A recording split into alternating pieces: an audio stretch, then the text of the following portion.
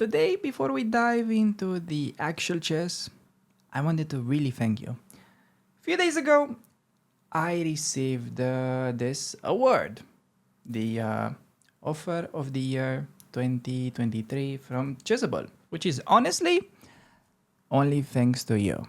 So, the only way that I could potentially show my gratitude was to try and make one of the best Caro-Kann videos that I have ever recorded. Okay, I've been cooking this video for over a week now. Hope you guys will enjoy it. 5 model games filled with simple and key ideas that you can use to dominate pretty strong players quite effortlessly. So let's dive right in. Alright everybody, Bouncy Mike back with another Caro-Kann game. Let's see what my opponent is gonna play against it. Hopefully we're gonna get somebody more normal. Okay, plays d4. After a while, gonna be playing d5 and we are dealing with the advance. So with the advance, 2 ways of playing. Bishop f5, the best move, but like really theoretical, lots of stuff to remember to make that actually work. So I recommend sticking with c5 instead, and white has basically 2 ways of dealing with it. To take, but I like knight c6, and usually you just get kind of like an easy development with bishop g4, e6, and then you recapture the pawn. Or where they don't take, meaning they play something like c3 or knight f3, where against both you do knight c6, and then yet again knight f3, you wanna get bishop g4. But okay, he plays h3. Now the idea with h3 is that we no longer get to play bishop g4 in this game. So yeah, you just have to be comfortable playing these positions with the bishop on f5. So I think we start by taking, just making sure that we fix the target on d4, and then we get the bishop out before playing e6. Important here, typical mistake, killing the potential of your own bishop with e6. No need to do that. So get the bishop out, then play e6, and okay, bishop d3. On bishop d3 we got many ways of playing. I think taking is reasonable. Probably it's best to check and then go like knight g7, just seems super harmonious.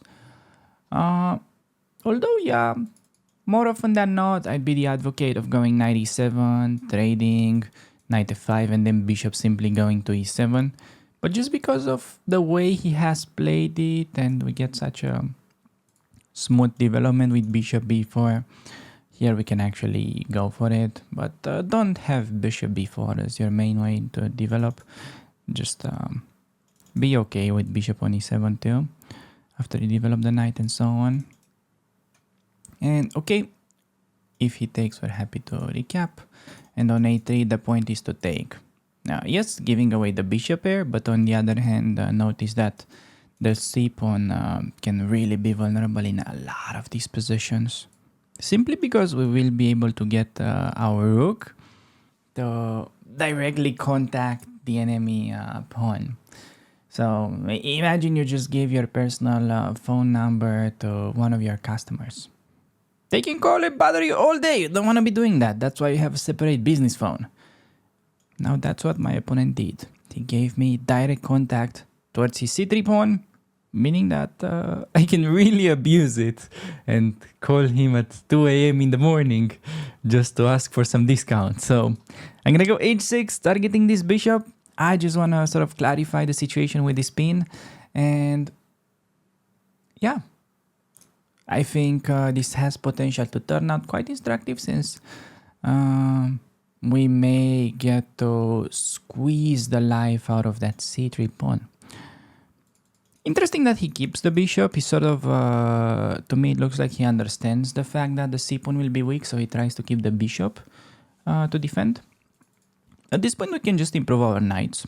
No need to rush with the typical knight f5, because that move is usually played to put pressure on d4. Notice that because c3 is there, the pawn is safe. So I'm gonna improve this knight, preparing to play something like maybe knight c4, or maybe just hanging out with a knight on a5, kind of saying that, this pawn is not really gonna go anywhere.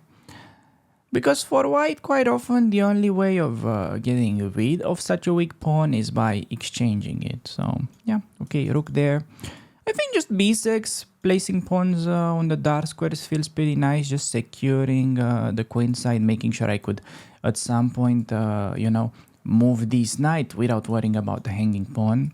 So b6 is nice, and then, could play some knight c4, targeting the pawn. This time knight c4 comes with a tempo. Could also play queen d7, queen a4 idea. This is also quite thematic for different opening, like Nimzovich defense. That's where you'd see stuff like that, attacking the pawns. So knight c4, bishop c1, I don't have a clear breakthrough, so I think just queen d7. The point is that his whole kingside shenanigans is gonna be pretty slow, unless he has some crazy attack, okay? How do you defend h6 pawn? Pause the video and try to find the best move, because I'm gonna give you a hint. You wanna defend with a tempo. So knight f5 attacks the queen while also defending against his threat. So knight f5, pretty strong move, I'd imagine. And queen g4, can we make knight c4 work? I'd really love to make that move work. Okay, watch this. This is gonna be so satisfying. Oh wait, it doesn't work. I hyped you for no reason. Anyways, I think I'm gonna start knight c4, bishop c1, and then queen a4. And I'm gonna say that his bishop on c1 is a little bit misplaced, because I can use my queen to further infiltrate. Maybe some queen c2 idea. So yeah, okay. Queen a4, going in. I don't want to go knight a3. Maybe I could, although I'm not sure, because that allows rook e1. But then rook c3. So we could actually cash in pretty big. And notice that the queen, it's more of like misplaced on g4. It's blocking his core plan of pushing. Now if queen c2, simple move though. Yeah, queen c2, no need to complicate. Picking up c3 without really any complications. And then you should have a pretty free win if you're not busy doing commentary and burning all your time in an actual game. Because we will be having to convert this with 20 seconds. Okay, he just hung a bishop. That's a good start. There is pawn on c3 that we wanna take next. And also, I'm happy to sacrifice my queen for the rooks. Although I don't have to. It's usually really to your advantage. Okay, finally gonna scoop up the c3 pawn, like promised. Controlling open file and then picking up d4. Yeah, going into the endgame. He probably goes endgame, trying to avoid checkmate, potentially. I think it's... yeah. Anyways, whatever he does, you should be completely winning. Okay, queen f4, g3, queen e4. Just a bit of randomness right now. Okay, rook c2, playing for checkmate. Pretty sure we'll have knight g3 eventually. Okay. That's free. I don't know, rook b3 was kind of... He went to the different doctor. He was supposed to, check his eyesight, and he got a colonoscopy instead. And therefore got mated on g2, which was equally unpleasant. So, yeah, there we get a game. Gonna pop in a game review. I think this was, yeah, relatively accurate. Got a 97. I mean, this game was pretty straightforward, but in the following one, we're gonna have a look on what I believe to be one of the biggest nightmares of Caro-Kann beginners, which is exchange variation, and white is gonna go for this crazy kingside storm, planning to castle long. And the interesting part about this is that the computer thinks we should be completely winning. However, most of the black players lose this position easily.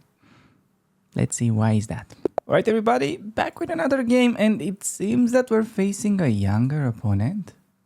Okay. Alright, let's see. These guys are pretty dangerous in general, so we'll try out our Caro-Kann, and here we go. He goes for the exchange. I'm just gonna be recapturing with opponent. Okay. A3. That is not the move. Okay. A3 is not really useful for my opponent here because he should be prioritizing development in the opening. And he chose instead to do nothing, which is A3, essentially. Still, his position is not catastrophic yet, but it's sort of losing an important tempo. And as a general rule of thumb in the Caro-Kann, while facing the exchange variation, you want to develop both knights. And, okay, you develop both knights on natural squares. And ideally, if possible, bishop g4. Now, he just played h3. We no longer get bishop g4. Is this a disaster? I know perhaps a lot of you are kind of freaking out whenever you can no longer get your bishop onto that square, which you shouldn't. Actually, not at all. Because you can simply play bishop f5 first, then e6. Do not start with e6, because then the bishop will be bad for the rest of the game. It's just ruining the future of your bishop. That is just gambling the money for your kids' education. On, I don't know, on a roulette spin. Don't do that. What if you win, though? There's technically a 50% chance to win. No, we're not going to get into that. Okay, bishop out, e6, and then you simply want to play bishop e7, castle. Develop normally. If bishop d3, we're more than happy to exchange bishops. If any weird knight h4, we have simple move, bishop back. So yeah, knight c3. Quite mediocre play by my opponent, but he is 1500, meaning that his opening is very bad, but he's just out calculating you. That's it. Like his opening is genuinely as somebody that would be on 800 in blitz. It's clear that this is the kind of player that doesn't really study openings, but he just solves puzzles. Now, the problem for my opponent is that because we are playing the Caro-Kann, this is not the most tactical opening. So the fact that he can calculate normally won't help him so much. It's more about ideas and some sort of thematic endgames. Thus, I consider the Caro-Kann to be like a big life hack from that regard. Okay, 95. Targeting the pawn while preparing some sort of scary things. Okay, this is an interesting spot actually. It's not super easy to refute. And normally I would be tempted to say rook c8, c5. I'm also considering queen b6. Targeting the pawn. Queen b6, knight a4 though. It's kind of annoying. Not clear how that is helping us. So, yeah. Can I go c5? dc5 and then something. Do I have to play weird already? It's usually not a good sign when you have to play weird. I'm probably gonna go rook c8, but of course, like anybody, I will spend time for no reason, for like absolutely no reason. I'm gonna waste some time on it. Yeah, okay, rook c8, simple move. He's gonna do h4, like that's, I know it's coming. But maybe, okay, knight g6 is bad move. He just has no attack whatsoever for the rest of the game. Anything would take like this, usually keeping the pawns together. I don't think there's much potential for the rook. Although, you know, it could be interesting since he's not really gonna get to my e6 pawn.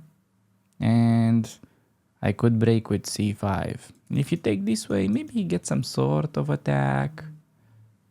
Maybe. Yeah, I'm gonna play this. It's actually, it was a close call here. I'm sure both were good, but yeah, this is fine. By the way, after the game, we will be discussing about this position. Very important, big time. I think I was gonna play c5 and mate h5 with bishop e4. Allowing complications with f3, but then cd4. Intuitively, that feels good for us. But we'll check after the game. g5, and yeah, the thing is you get many squares for the knight. But whenever you can block with the knight on h5 like that, and he has no bishop that can really target the knight, it's usually best move. Okay, rook f5, blocking any attack that the queen had against the e6 pawn. And if he castles long, I may start some, you know, queen a5, knocking at his door, maybe bishop a3, maybe queen c3.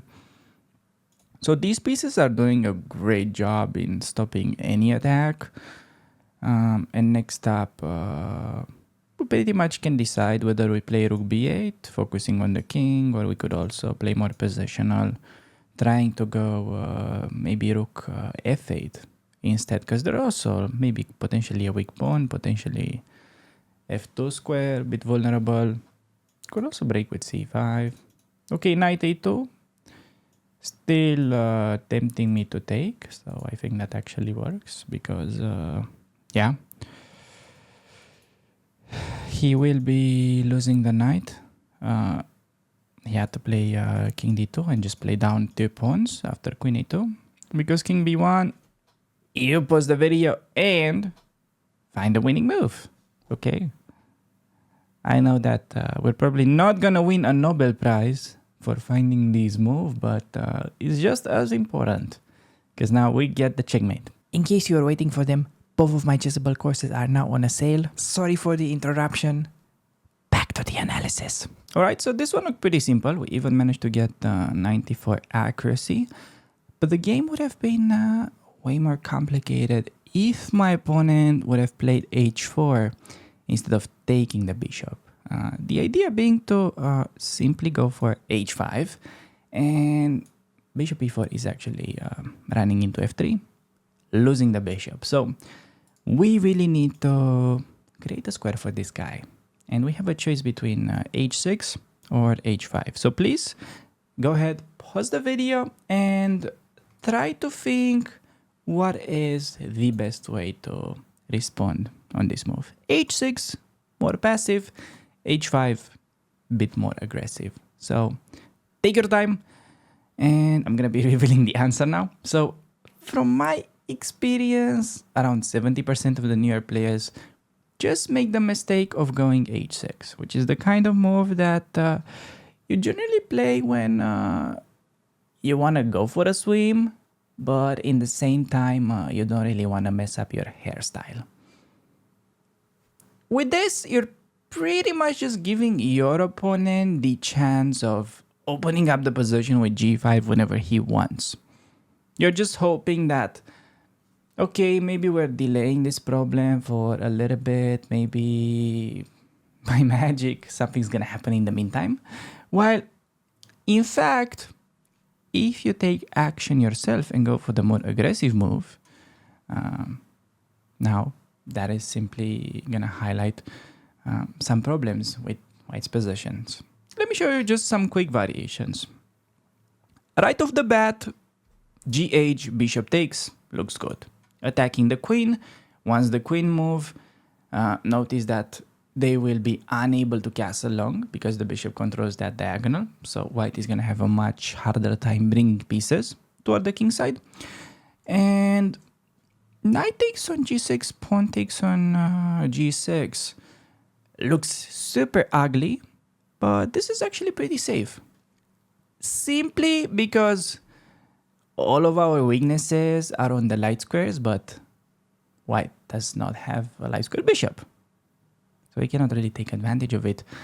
While we may be the one to really start asking some questions after something like GH, rook g1, knight g4. I mean, apparently it's us that can get to attack white on this side. Even though, yes, it does look scary to play a move like h5 with your king on g8, it's kind of a necessity. And you can see that it really plays out in our favor. Even if white goes for something more aggressive like queen d3. You have many ways of handling this. You can play queen e8 right away. You can also take and then play queen e8, meet queen e6 with a queen trade. You can move the king also, but Queen trade honestly looks the easiest. You got a very nice endgame, very safe to play, active knight on g4, plenty of targets, so really nothing to be that afraid of at the end of the day. Now, finally, in this game, we're gonna be dealing with something that you guys really asked me to, which is the pan of attack. Now, I really wanted to cover this on the channel earlier, but it was like that situation when your wife is asking you to take out the trash. You're like, sure, you can count on me. I got it. And then you kind of forget about it until it becomes radioactive or something. So here we are gonna be diving into the Panov, and what's actually fascinating about the Panov is that it's kind of the only scenario when it is advisable to lock in the bishop. That's right. Let's find out why. Right, everybody, getting the black pieces and gonna be going back to the roots.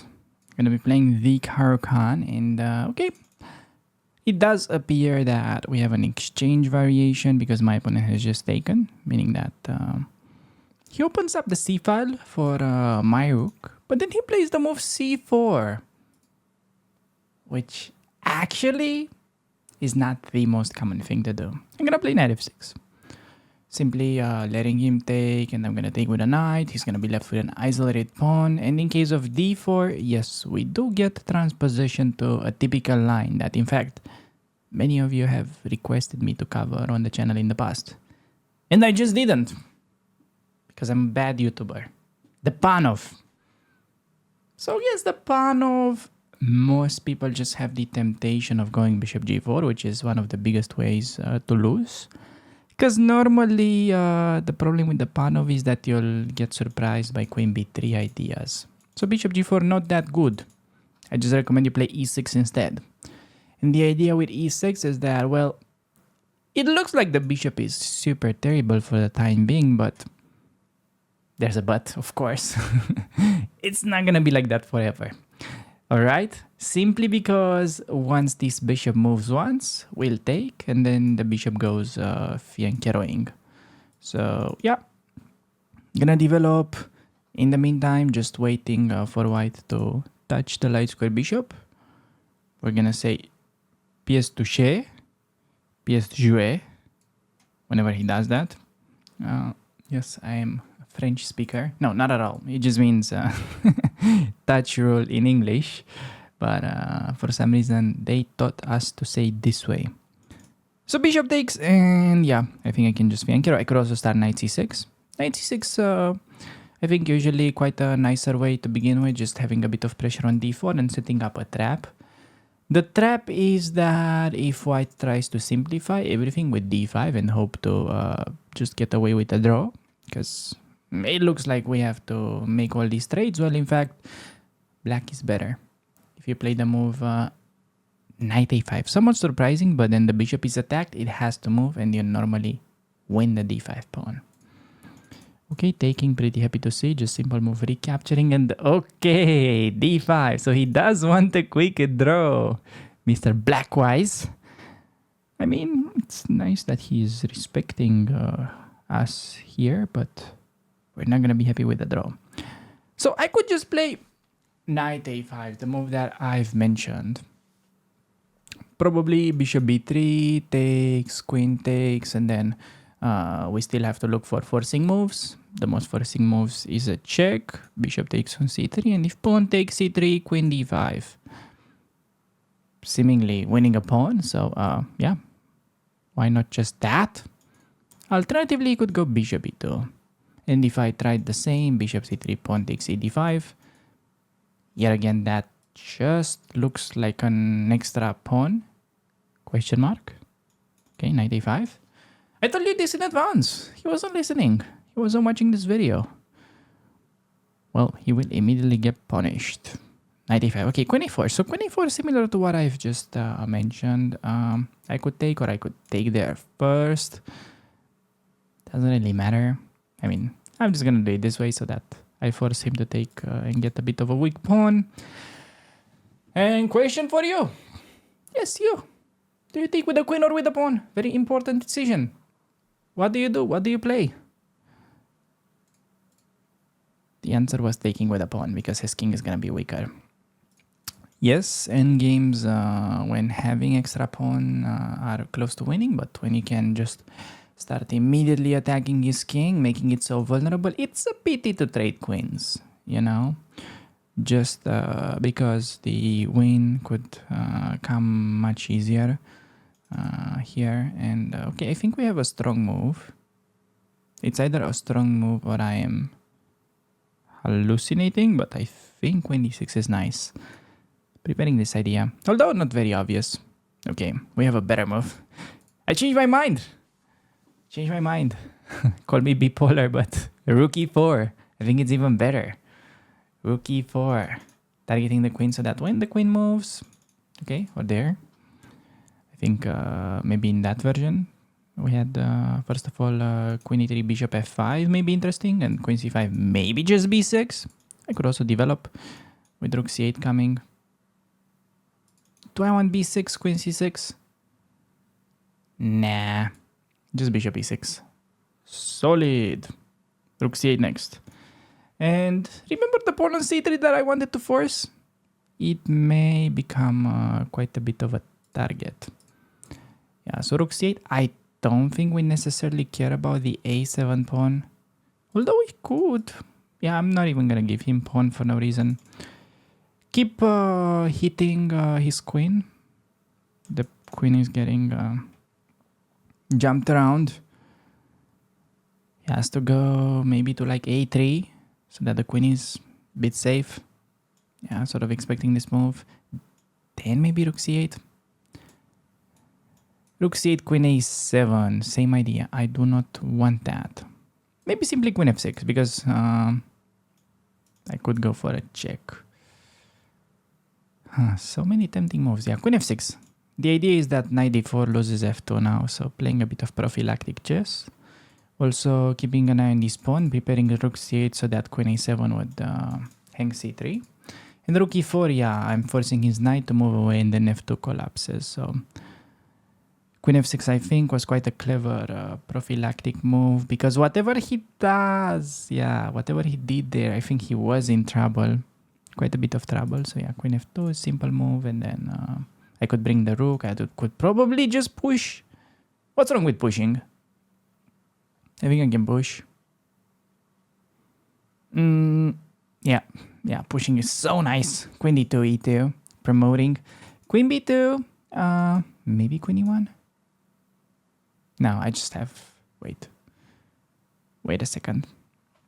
I could do queen e1, king c2, but I don't see it. Oh, there's queen d2, mate in 1. Duh! Oh, what am I saying? That's not mate in 1. No, so it has to be this. Wait, what is my mate? King b1. Where is my checkmate? So queen d1, queen c1, and then e2. Okay, that's easy. Yeah, e2. I could also check and then e2, but yeah, just e2. Wait, do I want this? Nah, just e2. Forcing knight takes, and I pretty much win a piece. Perhaps bishop f5 kind of vibes. Oh, bishop f5 is a nice finish. Look at this. Bishop f5 and his king is gonna be stuck on the back ranker. Queen c2, bishop f5 still. I think we do bishop f5. And the point is queen takes. I'm gonna have rook d8. And he has to like lose the queen. Yeah. That's a nice final touch. Now queen c2 only move, and see, like opponent's been playing a game for 30 moves. The rook on a1 is only collecting dust. Not doing anything. Really. Only problem is I don't have aloof, so some of you may get back ranked, but I think should be manageable at this point. Because opponent doesn't really seem to have a way to defend with rook d1, and hey, this is quite a nice instructive game on how to punish the pawn of attack when they are seeking for that very annoying simplification. So yeah, just rook d2 now. I could also check and then do it, but I want to keep him cut, forcing him to take. Otherwise, I get queen d3 mate or something. Yeah, like queen c1, queen d3 mates, and queen anywhere, queen e1. Get a clean checkmate. So he'll probably grab and then do like a4, but we can grab on g2. Yeah, a4 expected, queen g2. Now I just want to push the f pawn. Okay, fine. Not sure this was required, but fine. It's gonna be a race. King and pawn endgame, obviously easy win. 2 extra pawns, that's why I did it. g6. I want to have my pawns defending each other. Okay, king c4. Take on c3, yeah. Okay, he goes after that one. I'm gonna get another queen. I'm gonna stop his pawn. I'm gonna take on a4. Okay, time to get another queen. That should be standard procedure. Just let her checkmate. Yeah, I'm gonna get another queen because this is the easiest now. And basically, yeah, you just wanna use your queen like that, and now you just cut him by the file. Notice how I'm placing my queens so that I'm restricting his movements. It has to go there, and now I'm gonna cut him again. And finally, yeah, he's gonna be mated. Bang. All right. To me, that seemed like a decent game. I don't know. Let's check the game review. Let's see what this was about. But I got a 90. Yeah, not sure what we could have done better. See? I didn't forget to take out the trash this time. But then, why am I still here? Haha. That wasn't very funny, Alex Banzea. You can do better. Well, do you also know what is not funny at all in my opinion? Let me show you. The fact that you guys on a regular basis are confused in one of the most typical yet simple pawn structures that you can get in the Caro-Kann. So this is gonna be the topic of the next game. All right, everybody.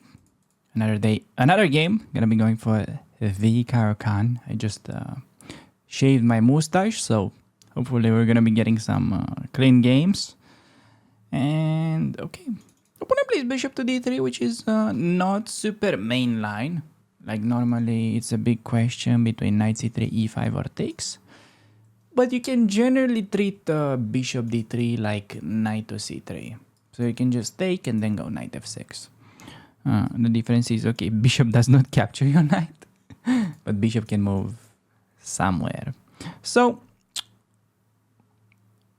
problem for my opponent is that he cannot really go back to d3 simply because there is a hanging pawn on d4. So bishop f3 is normally the move. And okay, this is something very important that you can learn and just use as a very general idea and set of possessions that can arise in the Caro-Kann. Because you don't have bishop g4. And also playing e6 you don't really want because the bishop is bad. So you want to play bishop to f5 and then e6. And then you decide what to do with the dark square bishop and so on. Yeah, okay, bishop g5. Perhaps wanting to double up my pawns. So I'm going to go e6 now. So bishop f5 first, then e6. Not the other way because your bishop won't jump over the pawn. Remember that, okay? This is the kind of high-level advice that you tuned in for. All right, c3. I can go knight bd7 or bishop e7. I think in this structure, you can really squeeze the most juice by going bishop d6, simply because the knight is already so well protected that you don't really need bishop e7. But on the other hand, bishop d6, he may have opportunity to play knight e4 using the pin. So for that reason, queen c7 is like a bit more precise. This is where the queen belongs, and also you avoid that pin. And now bishop d6. Perhaps, could take that pawn if opponent's not careful. Not super sure what to do on knight c4. I may have to go back. Because knight c4, bishop a2, bishop h2 is mistake. g3, my bishop would have been trapped in Bobby Fischer style. But after knight g3, yeah, I think you can honestly just avoid the double pawns and play bishop back. You don't want to be making this trade because you'll simply give back, give up the bishop pair for no reason. And you want to pretty much keep the position. Okay, knight g3, he attacks bishop, we move bishop back, we keep bishop, bishop is happy. Think about just like a ping pong game. Like, a lot of the times, the only thing that you need to do is just get the ball over the net.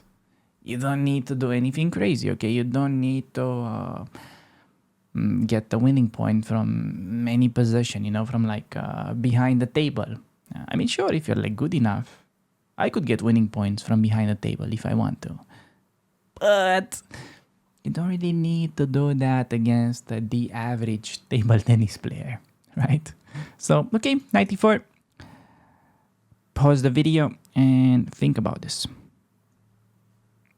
How would you react? In my opinion, black has a winning move as a spoiler alert. So, point is you can take. And just because we are just developing and getting the ball over the net, my opponent made the mistake. And no matter what he does, the h2 pawn at the end of the day would be hanging with check. So just take that and then go back. Remember, you take the pawn, it's just you infiltrated his house during the night. Okay? You're inside. You're looking for something to steal.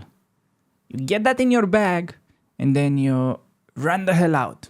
You don't like make a sandwich while you're robbing a house because you're gonna get caught. He's gonna play g3 and your bishop is gonna be trapped. So for that reason, I want to go back, considering bishop d6 or bishop f4 as only legal moves. Speaking of legal stuff, bishop f4, I think is just better because I don't want to let him capture my bishop for no reason. I want to trade bishop for bishop if possible.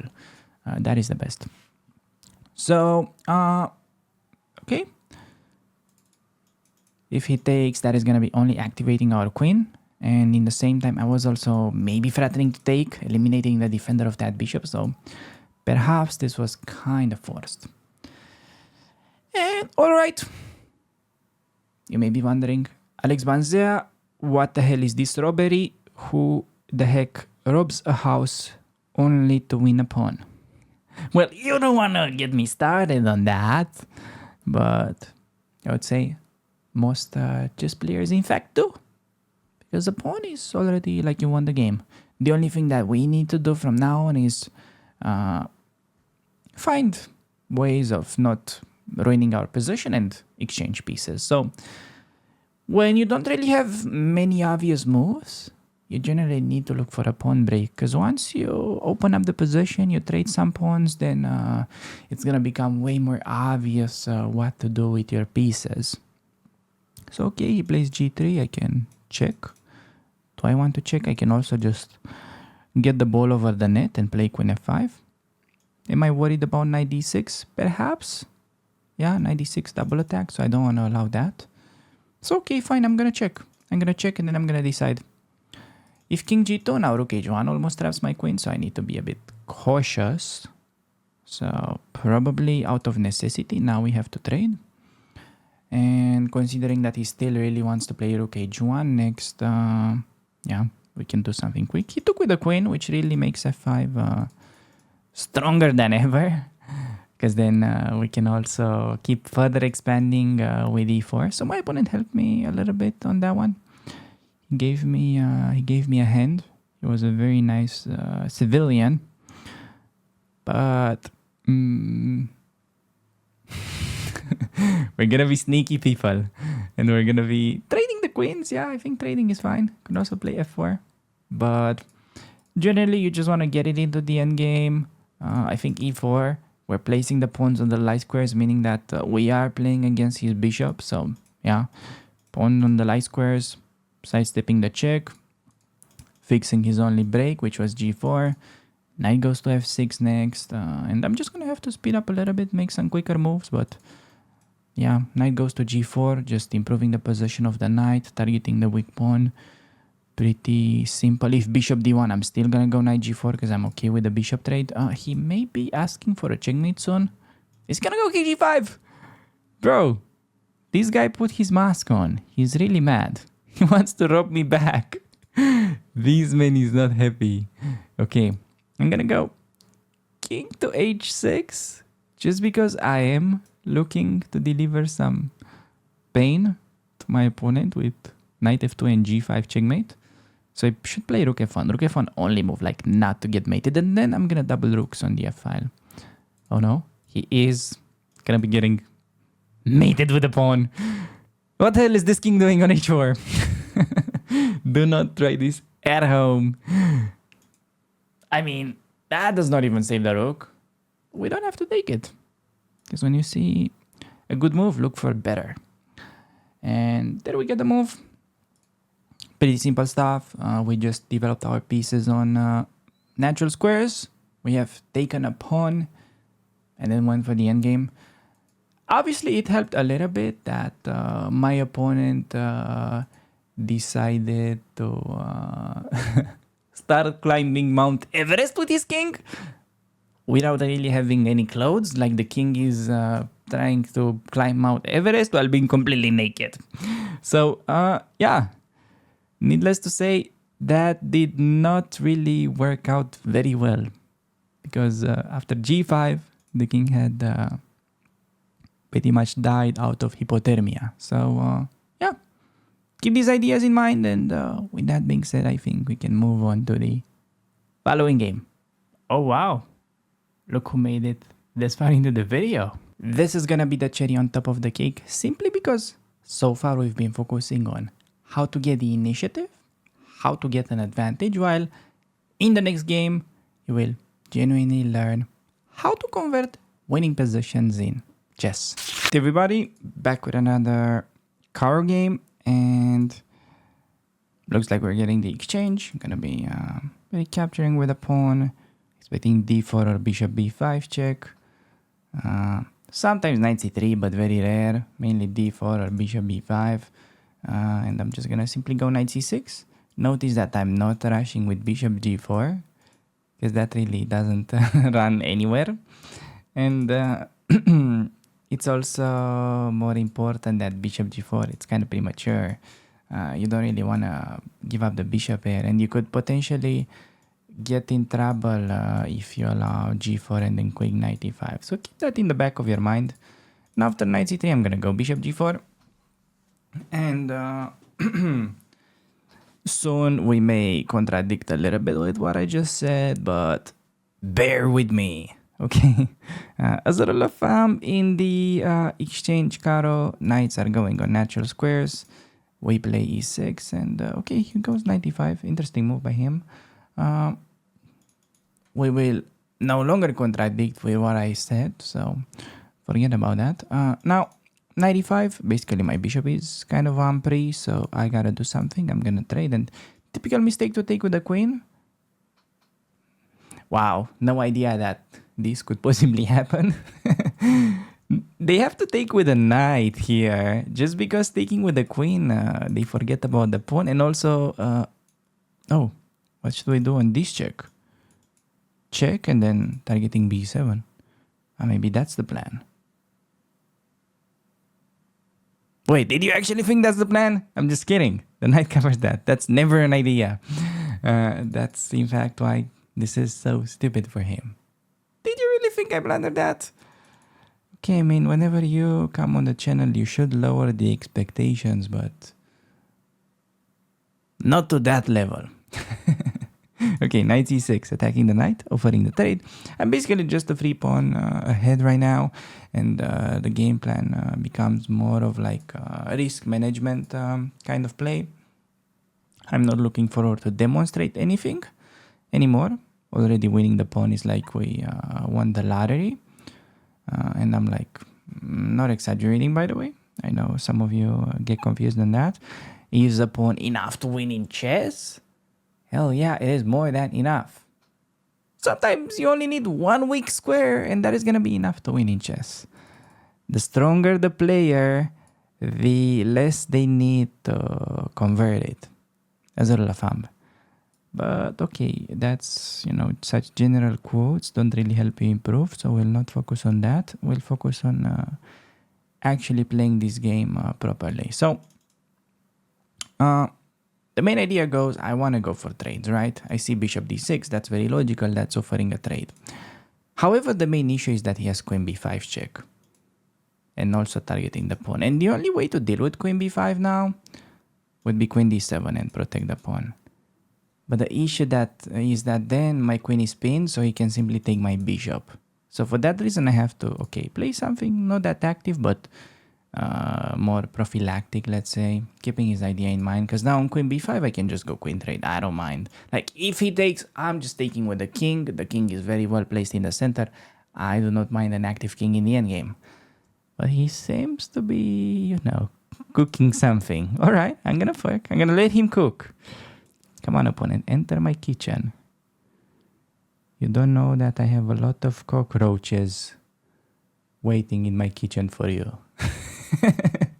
I've got some leftover food for months. Please go knight c7 so that I can play rook c8 and your knight is almost trapped.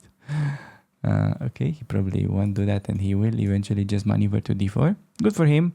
We still finish development and then we will try to get rid of this knight, place the rook on the open file. Notice that knight c7 is simply trapping his own knight. So he has to go central, yeah.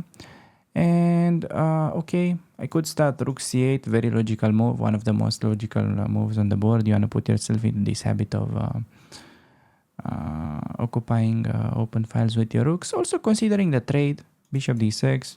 I'm just kind of wondering whether he can play f4, keeping the bishop, but then knight e4 is interesting. So while I do want to play the most logical moves on the board, also I am prioritizing exchanging pieces, simply because we have an extra pawn. So now, you know, rook c8 is a move that I could play later.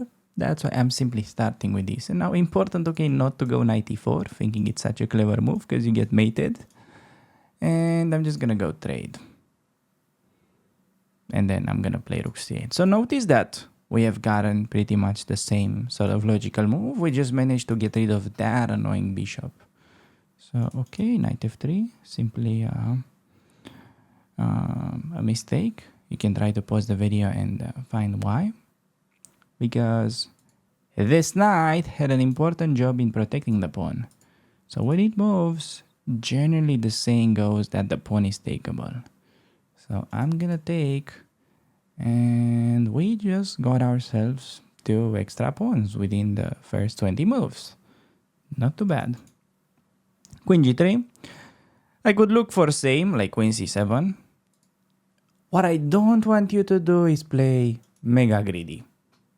That would be typical low willow brain. No, you won the game. You just want to optimize your pieces, prioritize exchanges. You already have 2 extra pawns. Like, you don't really need 4 pawns to win the game and then promote to like 3 rooks.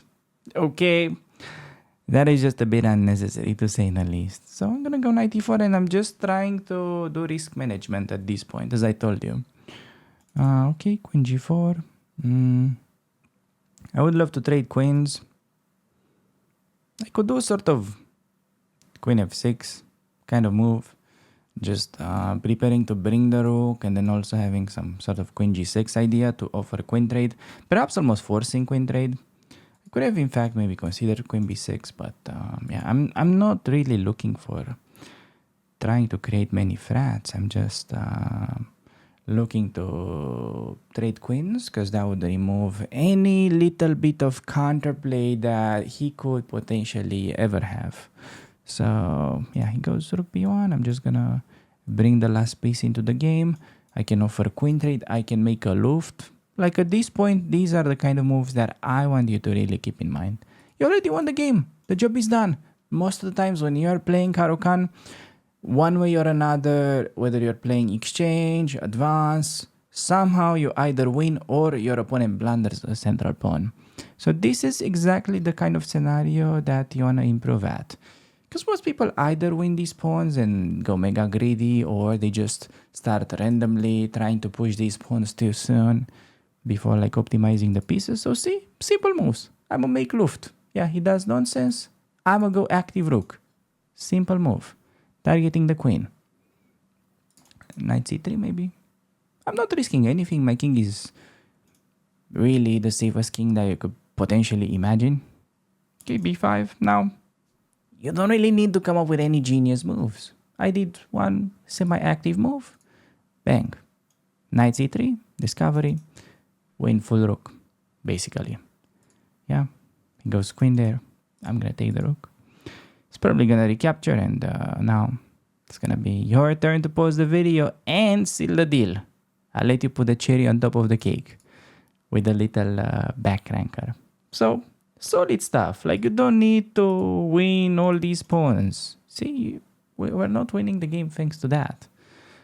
Sure, we won that rook because he blundered, but just keeping this idea in mind that we make sure safety first when you're having the extra material, and then look for activity.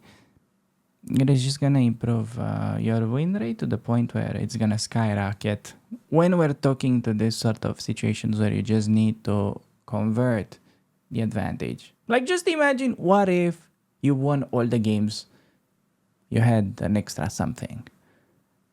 I think that would be pretty nice. I think that's a thing that you really want to focus in your chess journey. Saving bad positions, let that for Hikaru. Resilience, let that for guys like him. Let's try to focus on winning games in our stuff. So, okay, got a 96. Now, if this opening actually suits your style, I got a quick 20-minute guide that you can click on here. I genuinely spent more than 20 hours recording that, and it will basically be a full-time repertoire that you can use and play the Caro-Kann. So thank you for watching, and I'll see you there.